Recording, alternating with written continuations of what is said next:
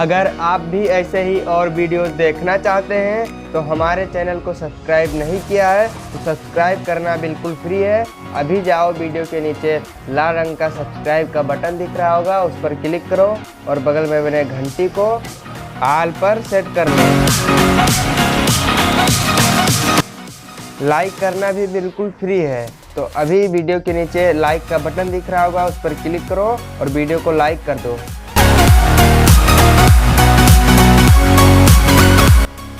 अगर आप भी ऐसे ही अच्छी हैंडराइटिंग लिखना चाहते हैं तो आई बटन पर जो वीडियो दिख रहा है उस पर क्लिक करें और उस वीडियो को पूरा देखें। इस वीडियो को देखने के बाद इस वीडियो को अभी पूरा देखिए।